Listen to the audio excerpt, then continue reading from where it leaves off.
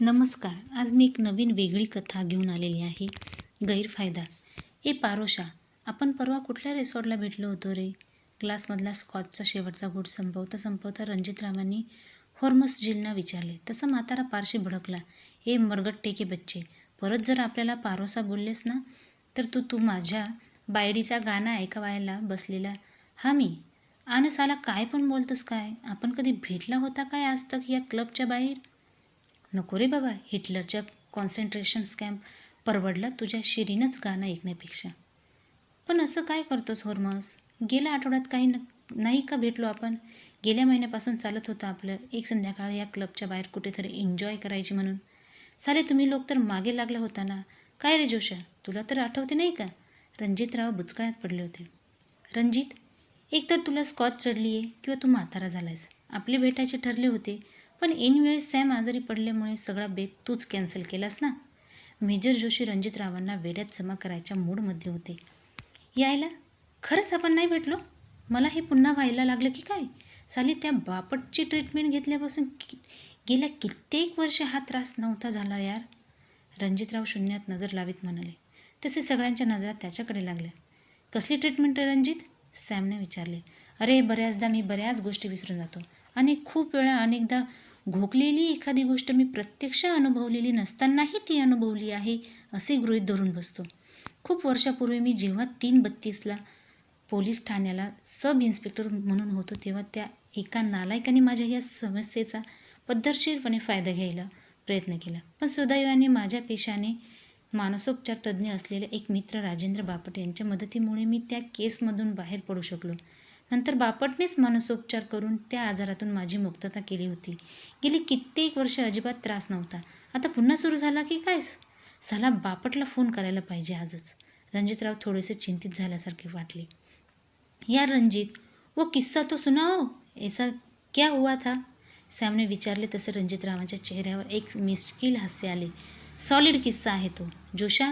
मस्त अडकलो होतो मी त्या प्रकरणात. पण उससे पहले गोविंदा और एक एक पैक स्कॉच हो जाए विथ युअर स्पेशल तंदुरी. तोपर्यंत पापड शेंगा काहीतरी दे. रणजितराव त्या आठवणीने बहुधा रंगात आले होते. तसे सगळेच सरसावून बसले. बघा, साधारण 31 वर्षापूर्वीची घटना आहे ही. नुकतीच पोलीस डिपार्टमेंट जॉईन केले होते मी. त्या दिवशी रात्रपाळी होती. चौकीत रिपोर्ट केला आणि पेट्रोलिंग म्हणून बाहेर पडणार एवढ्यात हवालदार कदम सांगत आले. निंबाळकर साहेब, तुमच्यासाठी फोन आहे क्राईम ब्रँचवरून. कुणीतरी वैद्य म्हणून साहेब आहेत फोनवर. निंबाळकरांनी फोन घेतला. नमस्कार, sub inspector Ranjit Nimbalkar, 332 police चौकी. बोला, मी आपली काय मदत करू शकतो?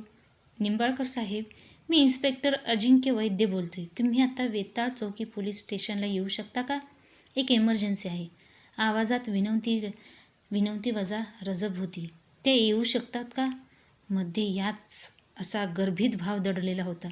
पोलीस खाते जॉईन केल्यापासून निंबाळकरांना अशा सूचना आणि विनंत्यांनी चांगलीच सवय झाली होती. Yes sir, I will be there in half an hours. निंबाळकरांनी आपले पी कॅब चढवली. कमरेचे रिव्हॉल्वर पुन्हा एकदा चेक केले आणि कॉन्स्टेबलला हाक दिली. जाधव, गाडी काढ, आपल्याला वेताळ चौकी पोलीस ठाण्यात जायचे लगेच. इन्स्पेक्टर वैद्यांनी बोलवायला कुठल्या तरी कामासाठी. आईला नसता ताप डोक्याला. निंबाळकर कर वादले. हे आईला, तो वैद्यसाहेब लई खड्डूस माणूस आहे साहेब. जरा जपूनच राहा. तू कसा काय ओळखतोस रे या वैद्यसाहेबांना? 4 वर्ष काढली साहेब यांच्या हाताखाली. लई कडक माणूस. स्वतः एक पैसा खाणार नाही की दुसऱ्याला खाऊ देणार नाही. दर 6 महिन्यांनी फुटबॉल होतो बघा त्यांचा. जाधवाने माहिती पुरवली तसे निंबाळकरांचा चेहरा उजळला. अरे मूर्खा, मग खड्डूस काय म्हणतोस? अशा लोकांनीच खरी गरज आहे पोलीस खात्याला. मला आवडेल त्यांना भेटायला. चल लवकर गाडी. असा माणूस काहीतरी तसेच कारण आपल्याशिवाय आपल्याला तातडीने बोलवणार नाही याची निंबाळकरांची खात्री पटली होती. मुळात निंबाळकरांचा स्वभाव वैद्यांशी मिळता जुळताच होता. घरची प्रचंड श्रीमंती, शेकडो एकर शेती, नोकर चाकर याचा मनमुराद आस्वाद घ्यायचा सोडून हा माणूस पोलीस खात्यात शिरला होता. गुन्हेगारीबद्दल प्रचंड द्वेष बाळगून असलेले निंबाळकर म्हणजे चालता बोलता ज्वालामुखीच होते. पण फक्त गुन्हेगारीसाठी इतरांशी बोलताना मात्र हा माणूस एखाद्या लहान बाळासारखा सरळ असायचा. त्यामुळे इन्स्पेक्टर वैद्यांच्या प्रामाणिकपणाबद्दल खात्री पडताच त्यांना भेटायची उत्सुकता लागली होती. वेताळ चौकी पोलीस ठाण्याच्या पायऱ्या चढताना निंबाळकरांच्या मनात इन्स्पेक्टर वैद्यांचा विचार होता. चौकीच्या दारातच एक 50शीच्या घरातले गृहस्थ एका बाईच्या कडेवर असलेल्या एका लहान बाळाशी लाडीक आवाजात गप्पा मारत होती. बाजूच्या बाकावर 2-3 माणसे खाली बसलेले, काही बायकांचे गळा काढून रडले असे पोलीस चौकीवर नेहमी आढळणारे दृश्य इथेच होते. निंबाळकर साहेब आत शिरले. त्यांचा युनिफॉर्म बघत लगेच तिथल्या हवालदार कॉन्स्टेबलांनी त्यांना कडक सॅल्यूट ठोकला. अरे वैद्य साहेब कुठे आहेत? त्यांचा फोन आला होता मगाशी मला. मी सब इन्स्पेक्टर निंबाळकर, 332 पोलीस चौकी. निंबाळकरांनी एका कॉन्स्टेबलला विचारले. ते काय साहेब? त्या लहान बाळाशी खेळत आहेत ना? तेच वैद्य साहेब. अच्छा, कुणी नातेवाईक आहे का त्या बाई त्यांच्या? कुठलं हो साहेब? एका आरोपीची बायको आहे ती. त्याला काललाच पकडलंय साहेबांनी चोरीच्या आरोपावरून. सकाळी असा तुडवलाय त्याला आणि आता बघा त्याच्या पोराला कसं लहान पोर होवाळून खेळवतायस. निंबाळकरांनी वैद्यांसमोर उभे राहून कडक सॅल्यूट मारला. Sir, I am sub inspector Nimbalkar. Oh yes mister Nimbalkar, glad to meet you. तुमच्याबद्दल ऐकले मी. त्या चकण्या रंग्याकडून छान वाटलं ऐकून. तुमच्यासारखी माणसं हवीत पोलीस खात्याला. चकण्या रंग्या हे खूप कुप्रसिद्ध नाव होतं. हा माणूस दगडी चाळीसाठी काम करायचा. खंडणी वसूल, लोकांना धमक्या, कोणाचे हातपाय तोडणे ह्या रंग्याच्या हातचा मळ होता. त्याला निंबाळकरांनी गोव्यात जाऊन पकडलं होतं. त्यावेळी निंबाळकरांना गोळी देखील लागली होती. रंग्या कुठं भेटला तुम्हाला? निंबाळकरांनी उत्सुकतेने विचारले. तो तर एरवाड्याला होता ना. अशा माणसांना लगेच जामीन मिळतो निंबाळकर. हीच तर पोलीस खात्याची शोकांतिका आहे. आपण प्राणांची कुरवंडी करून प्रसंगी स्वतःचा जीव धोक्यात घालून गुन्हेगार पकडायचे आणि मग वरून कुणाचा तरी फोन आला की सोडून द्यायचे. जाऊ द्या, मी तुम्हाला दुसऱ्याच एका महत्त्वाच्या कामासाठी बोलवले होते. बसा निंबाळकर साहेब. सावंतराव त्या गोड बोलेला घेऊन या हो इकडे. थोड्याच वेळात केबिनचा दरवाजा उघडला गेला आणि हवालदार सावंतराव एका माणसाला घेऊन आत आले. त्याला बघितले आणि निंबाळकर चमकलेच. अरे गोडबोले दादा तुम्ही? आपण या गृहस्थाला ओळखतात निंबाळकर? वैद्यांचा प्रश्न. हो तर. अहो खूप चांगलं ओळखतोस. हे अरविंद गोडबोले. मी राहतो तिथूनच जवळच एका चाळीत राहतात. खूप गोड गळा आहे त्यांचा. नामदेवांची भजनी खूप उत्तम गातात. पण इथे कसे? तुम्ही यांना कुठल्या आरोपाखाली वगैरे अटक केलेली नाही ना? वैद्य साहेब. हो, हा खूप सज्जन माणूस आहे हो. निंबाळकर एका दमातच सगळं काही बोलून गेले. माफ करा निंबाळकर, पण आम्ही गोडबोलेंना एका खुनाच्या आरोपाखाली अटक केली. 2 दिवसापूर्वी आमच्या परिसरात एका गायिकेचा खून झाला आहे.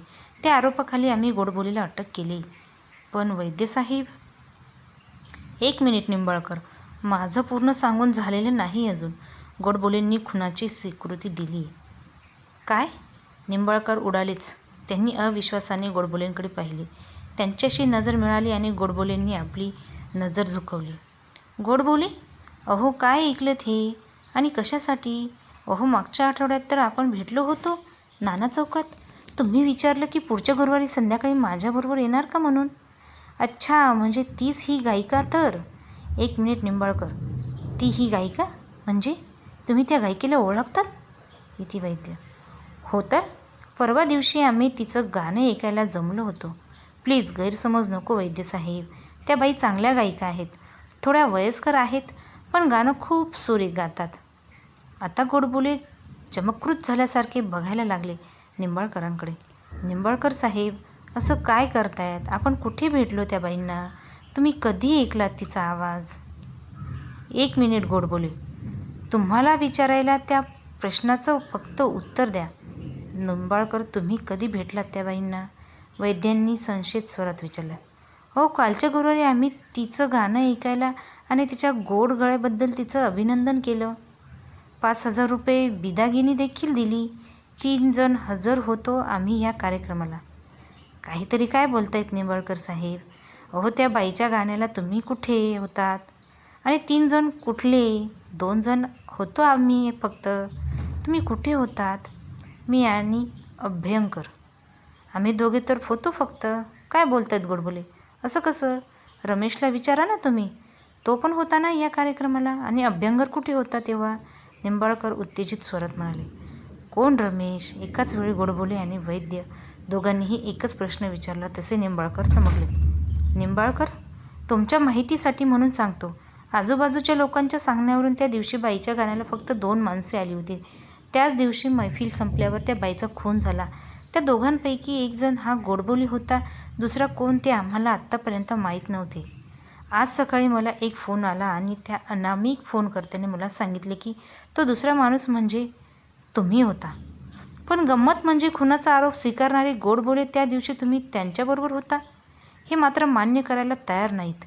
वैद्यांनी एका दमात सगळे सांगून टाकले. थोडं मी बोलू साहेब? गोडबोले मध्येच बोलले. हो, अहेड. वैद्यांनी परवानगी दिली. केस भलतीच इंटरेस्टिंग होत चालली होती. गोडबोले म्हणालेच. 2 माणसे होती आणि आजूबाजूची माणसेही त्याच्या म्हणण्याची पुष्टी करतायत. त्यांच्यामध्ये निंबाळकर त्या बैठकीला हजर नव्हते. कुणीतरी अभ्यंकर म्हणून त्यांच्यासोबत होते. तर निंबाळकरांच्या मते ते स्वतःच्या बैठकीलाच होते, पण हा अभ्यंकर मात्र नव्हता. कुणीतरी रमेश नावाचा अज्ञात इसम मात्र हजर होता, ज्याला गोडबोले ओळखत नाही. यायच्या काहीतरी विचित्रच रांगड होतंय. याचं असं झालं आहे साहेब, आमचा म्हणजे मी आणि निंबाळकर साहेब एक कॉमन मित्र आहेत. शशांक अभ्यंकर. शशांकला गाण्याची भयंकर आवड. त्या गायकीचं गाणे ऐकायला जायची टूम देखील त्यानेच काढली होती. तर मला यात फारसा रस नाही. खरं सांगायचे तर शशांकवर माझा फारसा विश्वास नाही, कारण आमचा मित्र असला तरी तो माणूस तसा फारसा चांगला नाही. पण अगदीच मागे लागला तेव्हा मी एक दिवस निंबाळकरांना विचारले. म्हटलं त्यांच्यासारख्या पोलीस खात्यातल्या माणूस बरोबर असला म्हणजे बरं. पण निंबाळकरांनी सरळ सरळ नकार दिला. ते म्हणाले मला असल्या गोष्टीत स्वारस्य नाहीत आणि महत्त्वाचे म्हणजे सुद्धा मी एका केसमध्ये व्यस्त आहे, त्यामुळे मला वेळही नाही. तुम्ही दुसऱ्या कुठल्या तरी घेऊन जा बरोबर. म्हणून शेवटी मी एकट्यानेच अभ्यंकरांबरोबर जायला तयार झालो. साहेब, माझ्यावर विश्वास ठेवा. त्या बाईचा मृत्यू माझ्या हातून जरूर झाला आहे, पण मी तिचा खून नाही केला. तो निव्वळ एक अपघात होता. झाले असे की मी आणि शशांक त्या बाईची गाणी ऐकायला गेलो. बाईचा गळा खूपच सुरेख होता. त्यांनी त्या दिवशी असा काही यमन लावला की मी बेहोशच होऊन गेलो. 4-5 तास कुठे गेला काही कळले नाही. गाणे संपले आणि त्या बाईचे मानधन द्यायची वेळ आली तेव्हा लक्षात आलं की शशांक पाकीट घरीच विसरून आला होता. माझ्याकडेही नेमकी 400-500 होते. मग शशांक म्हणाला, गोडबोले तुम्ही 10 मिनिटे थांबा इथे, मी आत्ता पैसे घेऊन येतो. आणि ते पैसे आणायला म्हणून निघून गेला. तो गेल्यावर थोडा वेळ ती बाई व्यवस्थित होती. मग अचानक जवळ येऊन बसले आणि अंगचटीला यायला लागले. साहेब, मी संगीतवेडा माणूस. मला गाण्याची नशा पुरेशी आहे. ती यापुढे कुठल्या गोष्टी मला रस नव्हत्या. त्यात मी बालब्रह्मचारी. मी त्या बाईला समजावून सांगण्याचा खूप प्रयत्न केला, पण बाई ऐकेनाच. सारखी अंगचटीला यायला लागली. म्हणून मी घाबरून तिला जोरात धक्का दिला. तशी ती जाऊन भिंतीला धडकली आणि खाली पडली. तिच्या डोक्यातून रक्त येत होते, पण ती जिवंत होती. साहेब, मी घाबरून तसाच तिथून पळालो. खूप घाबरलो होतो, त्यामुळे कुणालाच काही बोललो नाही. नंतर दुसऱ्या दिवशी पोलिसांनी मला पकडलं तेव्हा मला कळाले की बाईचा मृत्यू झाला होता. पण साहेब, एवढं मात्र नक्की की निंबाळकर आमच्याबरोबर नव्हते. बस एवढीच कहाणी आहे माझी आणि तीच सत्य आहे. यात निंबाळकर कुठेही नाहीत. आता निंबाळकर साहेब, तुम्ही मला सांगा, तुम्ही जी रमेश म्हणतायत तो कोण? कारण मी कुठल्याच रमेशला ओळखत नाही. गोडबोलेंचा शेवटचा प्रश्न निंबाळकरांसाठी होता. निंबाळकरांच्या चेहऱ्यावर भले मोठे प्रश्नचिन्ह होते. गोडबोले दादा, तुम्ही का खोटे बोलतायत मला कळत नाही. तुमच्याबरोबर मी आणि रमेश दोघेही त्या बैठकीला होतो आणि अभ्यंकर मात्र नव्हता. त्याला नेमके त्या दिवशी दिल्लीला जायचं काम निघाले म्हणून तो येऊ शकला नाही. आणि रमेशला तुम्ही ओळखता नाही असे कसे म्हणता? तुम्हीच तर त्याची माझी ओळख करून दिली होती. इलेक्ट्रॉनिक गॅझेटचे PCBs बनवतो तो.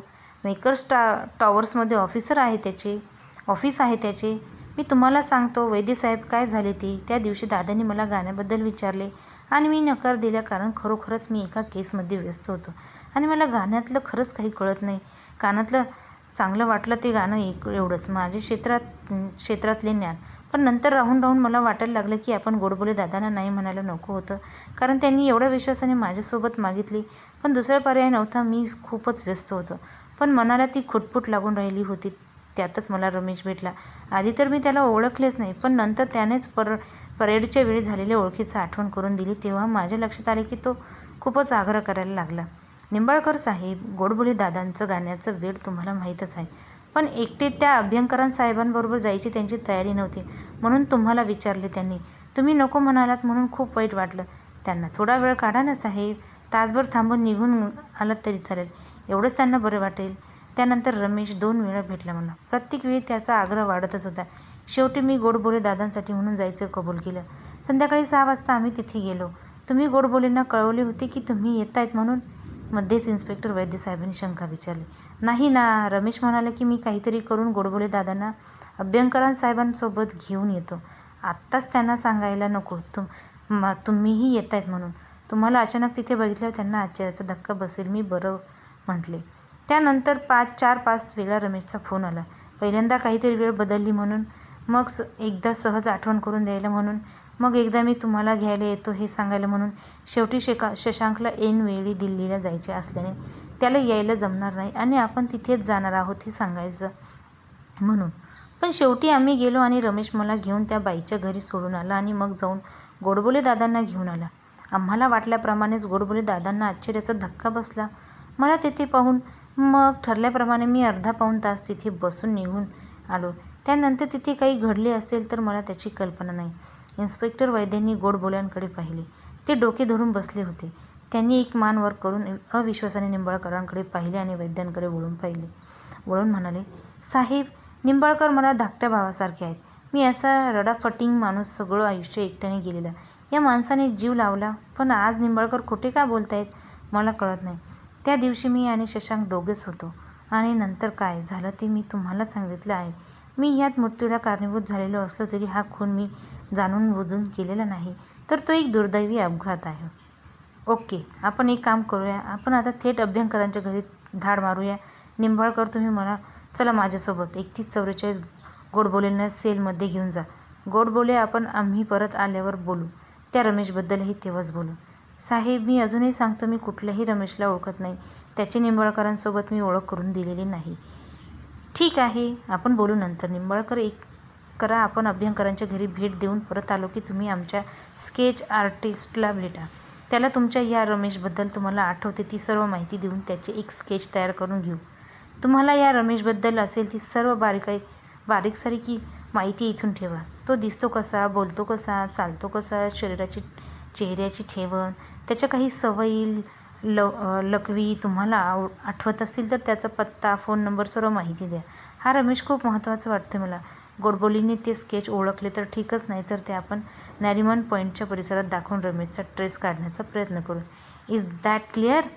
वैद्य म्हणाले आणि चौकीच्या बाहेर पडले. निंबाळकरही त्यांच्या मागे बाहेर पडले. इन्स्पेक्टर वैद्य आणि निंबाळकर शशांक अभ्यंकरांच्या ब्लॉकवर पोहोचले तेव्हा संध्याकाळचे 4 वाजायला आले होते. वैद्यांनी बेलचे बटन दाबले तसा आत कुठेतरी गायत्री मंत्राचा ध्वनी उमटला. काही क्षणानंतर दार उघडले. दारात एक तरुण स्त्री उभी होती. कोण पाहिजे? हे घरी नाहीत. हे बघा बाई, मी शशांकचा मित्र आहे आणि त्याच्याकडे आमचे थोडे काम होते म्हणून आलो होतो, वैद्यांनी उत्तर दिले. ती तर गेल्या शुक्रवारीच दिल्लीला गेलेत. उद्या परवाच येतील आता परत. इन्स्पेक्टर वैद्यांनी निंबाळकरांकडे पाहिले. निंबाळकरांनी डोळे मिचकावले. त्यातून, बघा, मी सांगितलं होतं ना, असा अर्थ अभिप्रेत होत होता. कठीण आहे निंबाळकर. तुम्ही म्हणतायत त्यावर विश्वास ठेवता येत नाही. कारण आजूबाजूचे लोक सांगतायत की त्या दिवशी फक्त 2च माणसांना या बाईच्या घरात शिरताना पाहण्यात आलं होतं आणि त्यांच्यापैकी कुणीही परत जाताना लोकांनी पाहिले नाही. बाईच्या घरासमोरच्या पानवाला साक्ष आहे या गोष्टीला. पण हे जर खरं असेल तर जर तुम्ही म्हणतात त्याप्रमाणे गोडबोले निर्दोष असतील तर मग दुसरे थेट संशयित तुम्हीच आहात. माफ करा निंबाळकर, पण गोडबोले इतकेच तुम्ही देखील संशयाच्या चक्रात अडकतायत. कारण का कोण जाणे, मला ठामपणे असं वाटते की गोडबोलेनेही हा खून केलेला नाही. I hope you will operate. एवढी केस सॉल्व्ह होईपर्यंत तुम्ही शहर सोडून जाऊ नये, कारण तुम्हीही माझ्या लिस्टवरती आहात. आणि हो, प्लीज लक्षात द्या, मी इन्क्वायरी बोलून केस सॉल्व्ह होईपर्यंत तुम्हाला सस्पेंड करण्याची मागणीही करू शकलो असतो. पण तुमचे आत्तापर्यंतचं रेकॉर्ड जर लक्षात घेतलं तर मला एक अंधुकशी आशा वाटते तुमच्या निर्दोष असण्याबद्दल. त्यामुळे तुमच्यावर विश्वास ठेवून मी तसे काहीही करणार नाही आहे. Please cooperate. वैद्यांचा आवाज कमालीचा गंभीर झाला होता. Thank you sir. काळजी करू नका, तुमच्या विश्वासाला तडा जाणार नाही. फक्त एक विनंती आहे. ऑफ द रेकॉर्ड मीही थोडासा तपास केला तर चालेल? निंबाळकरांनी विनंतीच्या स्वरात विचारले. नो, अजिबात नाही. माफ करा निंबाळकर, पण जर खरोखर तुमचा यात काही हात असेल तर तुम्ही पुरावे नष्ट करू शकता. तुम्ही घटनास्थळी किंवा संशयिताच्या आसपासही फिरकण्याची मी तुम्हाला परवानगी देणार नाही आणि माझं तुमच्यावर पूर्ण लक्ष असेल. तुम्ही काही दिवस रजा घेऊन घरीच बसा. ती सोय मी करेन. इन्स्पेक्टर वैद्य ठामपणे नकार देत झाले. ठीक आहे sir, as you wish. Nimbalkar ओढलेल्या स्वरात स्वीकृती दिली आणि वैद्यांनी रजा घेतली. त्यावेळी वैद्यांनी निंबाळकरांच्या डोळ्यातली ती आगळीवेगळी चमक पाहिली असती तर. पुढील भाग आपण लवकरच बघूया. पुढच्या व्हिडिओसाठी